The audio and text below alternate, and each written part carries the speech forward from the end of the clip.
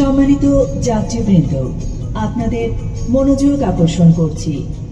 কিছুক্ষণের মধ্যে আমরা শহীদ এম মনসুর আলী স্টেশনে পৌঁছে যাব। শহীদ এম মনসুর আলী স্টেশনে অবতরণকারী যাত্রীগণ, দয়া করে আপনাদের মালামাল গুছিয়ে নিন। কিছু ফেলে গেলেন কিনা দেখে নিন। গাড়ি